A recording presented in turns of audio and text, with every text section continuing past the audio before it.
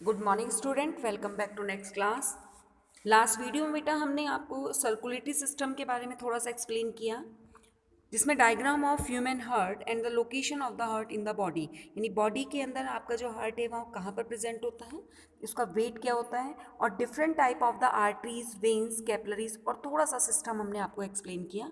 तो next topic की हम बात करें बेटा respiratory system.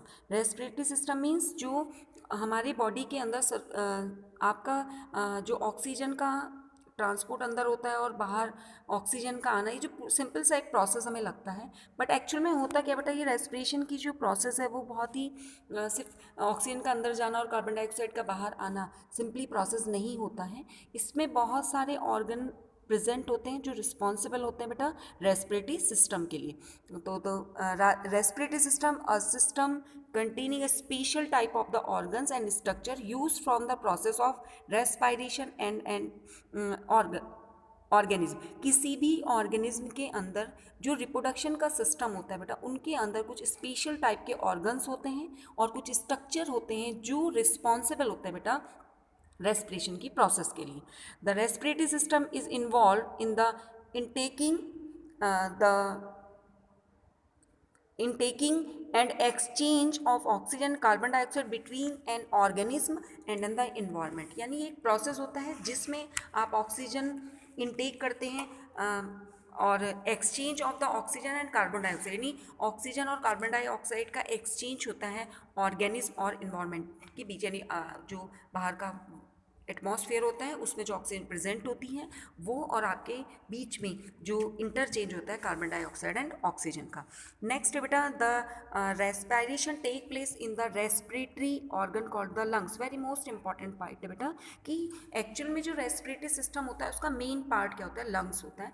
The passes of the air into the lungs to supply the body with the oxygen is known as inhalation, यानी आपका सांस का, जैसे आप सांस जो यानी एयर है, एयर की सप्लाई का यानी जो ऑक्सीजन है वो the lungs to supply the body with the oxygen, the passes of air into the lungs to supply the body with oxygen known as inhalation, and the passes of the air out of the lungs, यानी lungs से oxygen का, lungs ने मतलब जो air है उसका अंदर जाना और ऑर्गन तक, लंग्स तक पहुंचाना, उस प्रोसेस को इनहेलेशन, और जो कार्बन डाइऑक्साइड है उसे बाहर निकालने की जो प्रोसेस है बेटा वो एक्सहेलेशन कहलाता है। तो इनहेलेशन और एक्सहेलेशन प्रोसेस होती है जो रेस्पिरेशन को कंप्लीट करती है। In this process collectively called, यानी इस पूरे प्रोसेस को हम जो सांस का अंदर लेना और बाहर छोड़ना, एक ब्रीथिंग की पूरी प्रोसेस होती है। नेक्स्ट इसमें हम बात करें बेटा the anatomically features of the respiratory system including the trachea,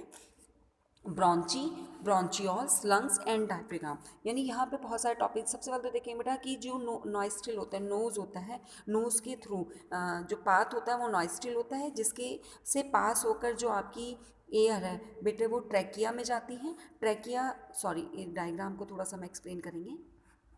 ये देखिए यहाँ पे, ये देखिए नेसल कैविटी है, नेसल कैविटी के बाद जो आपका पाइप है बेटा वो ट्रैकिया हम उसको बोलते हैं। ट्रैकिया के बाद ये देखिए नीचे ब्रांचेस में डिवाइड हो गया, ब्रॉन्ची हम इनको बोलते हैं। और जो ये ब्रॉन्चीज़ है बेटा ये डिवाइड होती है फिर बहुत सारे डिफरेंट पार्ट्स में, जिसको हम ब्रॉन्चियोल्स बोलते हैं। तो फर्स्ट नेसल कैविटी है बेटा, फिर आपकी एयर जब नीचे पास होती है this called the trachea.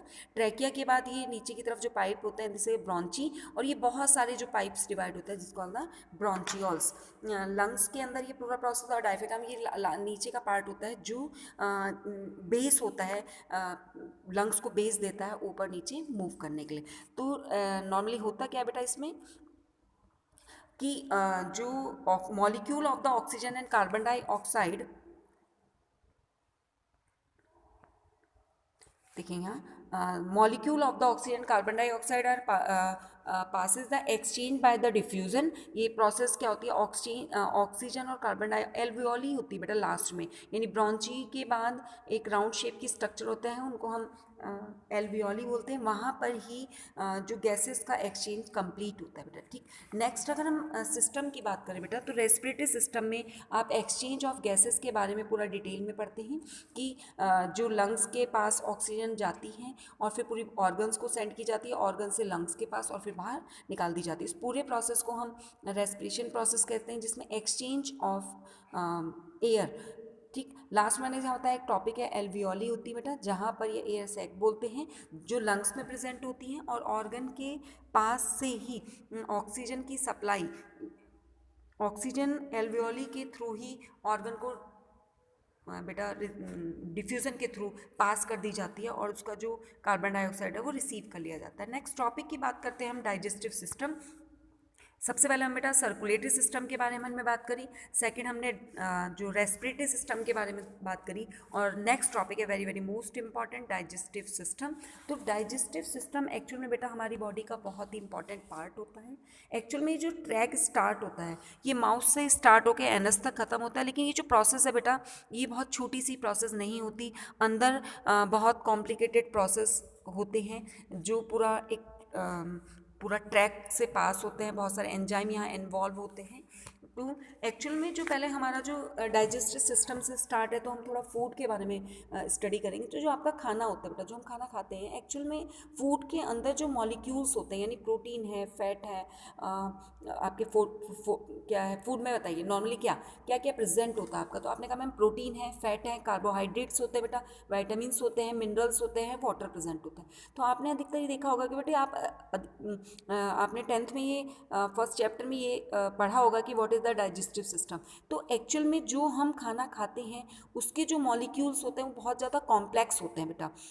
Second, वो इनफ्यूजेबल होते हैं, यानी डिफ्यूजेबल का मतलब वो डिफ्यूज़ नहीं हो सकते, डायरेक्टली एब्जॉर्ब नहीं होते, कॉम्प्लेक्स होते हैं और बड़े मॉलिक्यूल होते हैं। तो जब हम खाना खाते हैं तो प्रोटीन, कार्बोहाइड्रेट और फैट के जो मॉलिक्यूल्स होते हैं बेटा उनका साइज़ थोड़ा बड़ा होता है, नॉन डिफ्यूजेबल होता है और साइज़ बड़ा है और कॉम्प्लेक्स होता है, तो डायरेक्टली बॉडी के अंदर एब्जॉर्ब नहीं कर सकते। जबकि जो आपका वाइटामिन्स होते हैं, मिनरल्स होते हैं, जो वाटर है आपके या सॉल्ट है, वो क्या कहता है डायरेक्टली बेटा बॉडी के अंदर एब्जॉर्ब हो जाते हैं, तो उनका डाइजेस्टिव सिस्टम नहीं पढ़ते। डिटेल में अलग अलग जैसे प्रोटीन, फैट एंड कार्बोहाइड्रेट का डाइजेस्टिव सिस्टम हम पढ़ते हैं बेटा, तो बहुत इंपॉर्टेंट टॉपिक है ये। तो फर्स्टली मैंने आपको बताया जो हमारा फूड है वो खुद ही इतना कॉम्प्लेक्स है, बड़े मॉलिक्यूल्स होते हैं उसके, नॉन डिफ्यूजेबल होता है। तो सबसे पहले बेटा इनको हमें ब्रोकन डाउन करना होता है, टूटने का जो प्रोसेस है वो हम डाइजेस्टिव सिस्टम में पढ़ते हैं। तो जब वो खाना हम खाते हैं उसका जो स्टार्टिंग है वो माउथ से ही हो जाती है। तो सब firstly what is the digestive system. तो ह्यूमन में गैस्ट्रो इंटेस्टाइनल ट्रैक होता है, जो डिवाइड होता है अपर एंड लोअर ट्रैक में। ये पूरा एक ट्रैक होता है जिसके अंदर हम माउथ से एनस तक की स्टडी करते हैं, एलिमेंट्री कैनाल भी हम इसको बोलते हैं। इसमें क्या होता है बेटा, डिफरेंट डाइजेस्टिव ऑर्गन्स प्रेजेंट होते हैं और जो एसेसरी ग्लैंड्स होती हैं जो हेल्पफुल होती हैं इस पूरे डाइजेस्टिव सिस्टम में अपने जो एंजाइम्स हैं या अपने जो हार्मोन्स हैं उनको सिक्रीट करती हैं और वर्क को कंप्लीट कराती हैं, जो डाइजेशन को के प्रोसेस को कंप्लीट कराती है। तो ये डाइजेस्टिव जो ट्रैक होता है आपका 9 मीटर लॉन्ग होता है बेटा और डिवाइडेड इनटू 2 अपर पार्ट। एक अपर पार्ट होता है अपर जीआई में गैस्ट्रो इंटेस्टाइनल ट्रैक होता है 2 पार्ट में, फर्स्ट अपर जीआई ट्रैक और second lower GI tract. The upper जो जीआई ट्रैक होता है बेटा consist of oesophagus, stomach and duodenum, ये 3 पार्ट तो ऊपर प्रेजेंट होते हैं। लोअर वाले में बेटा स्मॉल इंटेस्टाइन और लार्ज इंटेस्टाइन प्रेजेंट होती है। तो बहुत ही इंपॉर्टेंट पार्ट है, बहुत ही इंपॉर्टेंट ये चैप्टर है आपका बेटा।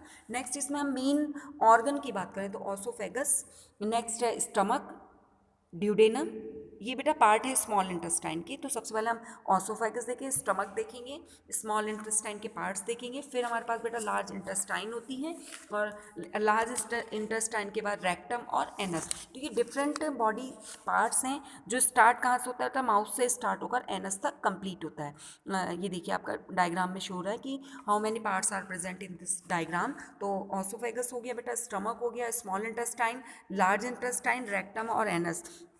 एक और इंटरेस्टेड थिंग है बेटा, ये जो स्मॉल इंटेस्टाइन होती है एक्चुअल में ये लार्ज होती है और जो लार्ज है वो स्मॉल होती है।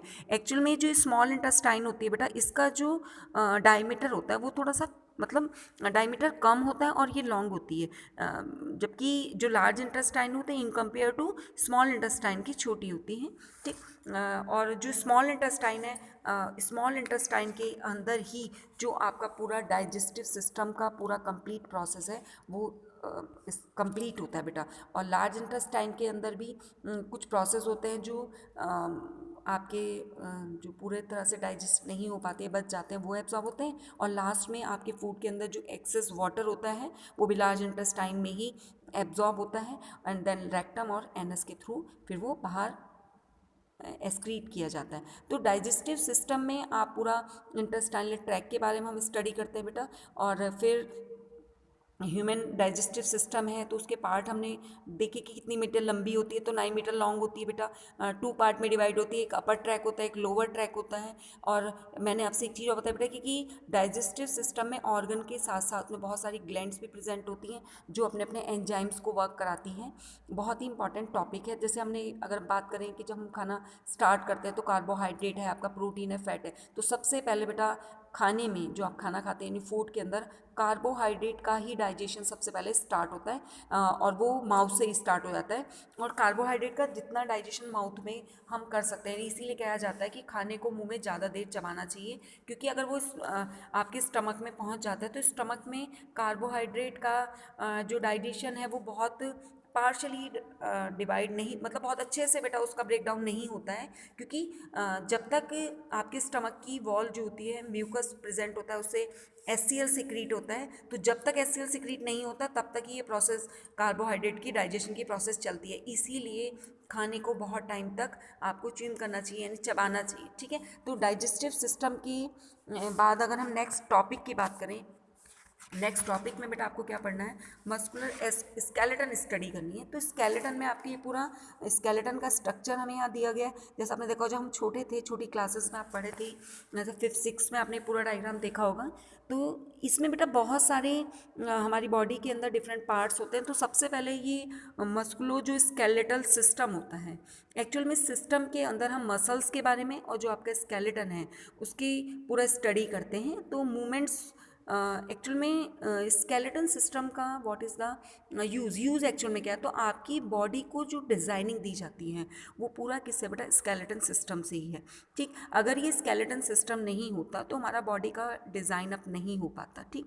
तो स्केलेटन सिस्टम एक्चुअल में कंप्राइज मतलब किस किस बॉडी के जो बोन्स हैं किस किस चीज़ से मतलब ये बना होता है, तो इसमें क्या क्या इंपॉर्टेंट हो मतलब कि क्या क्या पार्ट प्रेजेंट होते हैं।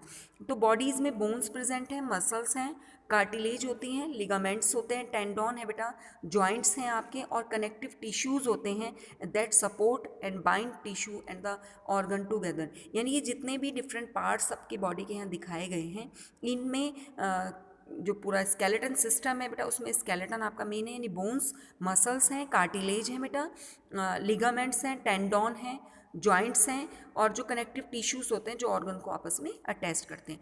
मेन एक क्वेश्चन आता है बेटा यहाँ पे इंपॉर्टेंट है, व्हाट इज़ द फंक्शंस।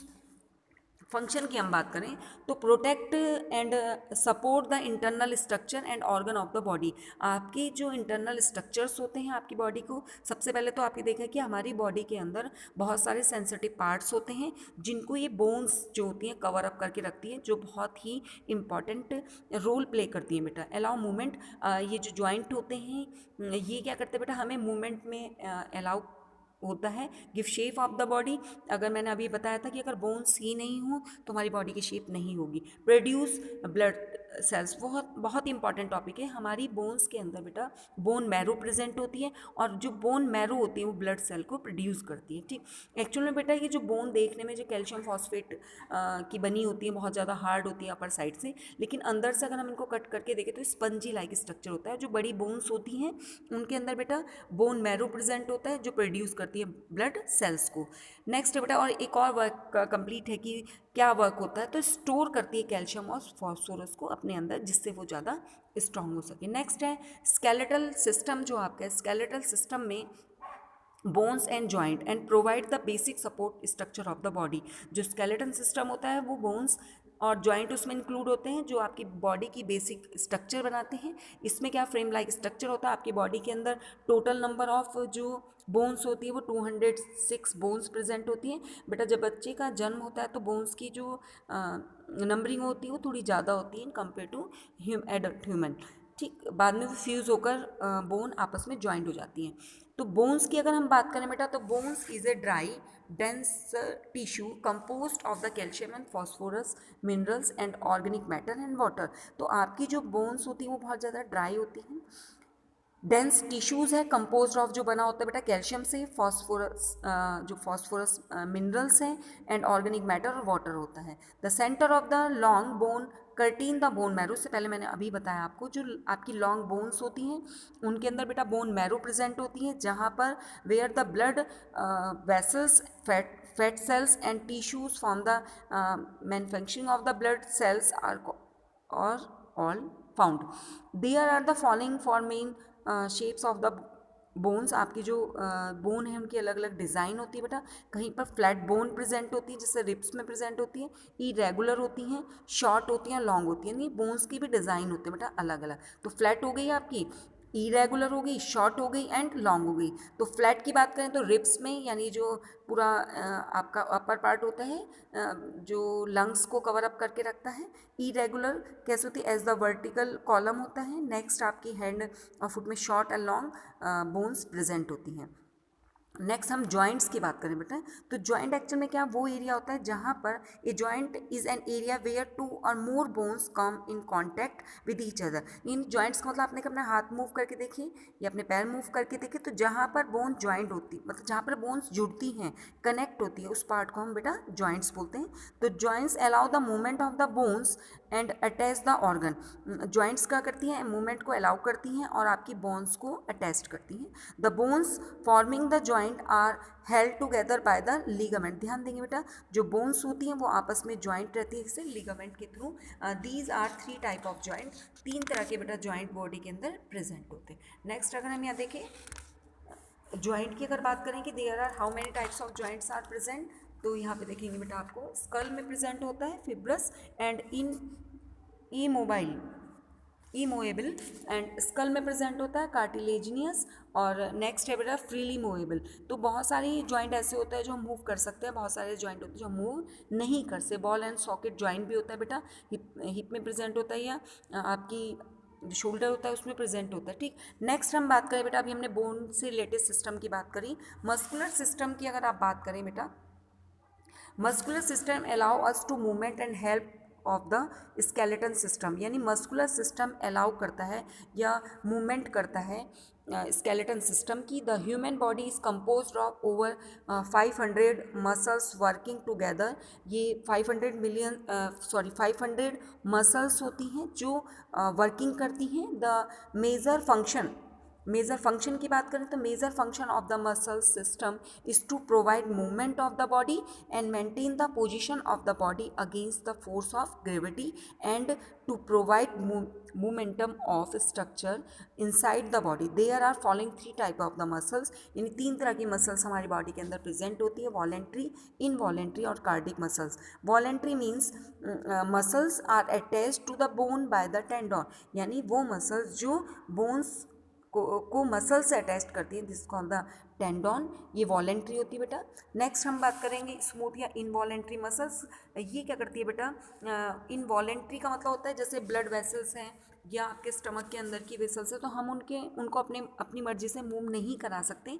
तो वॉलेंट्री मूव करा सकते हैं, इनवॉलेंट्री में मूव नहीं करा सकते। और लास्ट जो ये cardiac muscles, very most important, cardiac muscles special type की मसल्स होती हैं जो केवल हार्ट के अंदर प्रेजेंट होती हैं।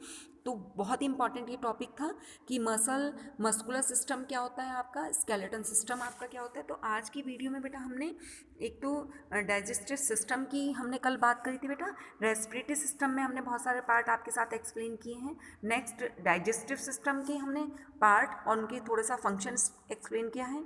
नेक्स्ट में बेटा हमने स्केलेटन सिस्टम की स्टडी करी और स्केलेटन का डायग्राम यहाँ पर देखिए आप, बहुत सारी बोन्स हैं जो अटैच करती हैं। नेक्स्ट है बेटा, अगर आप अपनी जो नोट्स हैं ये डायग्राम ड्रॉ कर सकते हैं, जितने भी यहाँ डायग्राम दिए गए हैं ये आप अपनी कॉपी में नोट्स बनाते हुए ये सब नोट डाउन करने हैं। ओके, नेक्स्ट है बेटा, यहाँ पे हमने मस्कुलर सिस्टम की बात करी, ये बहुत इंपॉर्टेंट टॉपिक था बेटा यहाँ पे कि how many types of muscles are present. तो वॉलेंट्री, इनवॉलेंट्री और कार्डिक मसल्स प्रेजेंट होती हैं, और ये कार्डिक मसल स्पेशल टाइप की जो मसल्स होती हैं वो हार्ट में प्रेजेंट होती है। नेक्स्ट वीडियो में बेटा हम नर्वस सिस्टम की बात करेंगे आपके साथ। नर्वस सिस्टम, इसमें 2-3 टॉपिक अभी बचे हैं, नर्वस सिस्टम, यूरिनरी सिस्टम यानी एक्सक्रीटरी सिस्टम के बारे में बात करेंगे, और थोड़ा सा बेटा यहाँ स्किन के बारे में हम बात करेंगे। तो ये वीडियोज़ में आपको थोड़ा सा केयरफुली देखनी है। और बेटा इनके नोट्स आप प्रिपेयर कर लेंगे और बहुत ध्यान से वीडियो को देखेंगे, जिससे बेटा इंटरनल क्वेश्चन अगर आपके आते हैं तो इंटरनल क्वेश्चन में आपके लिए ये बेनिफिशियल है कि आप जब तक स्टडी नहीं करेंगे डीपली, आपको क्वेश्चन आंसर क्लियर नहीं होंगे। ओके, तो वीडियो को ध्यान से देखें। थैंक यू वेरी मच बेटा।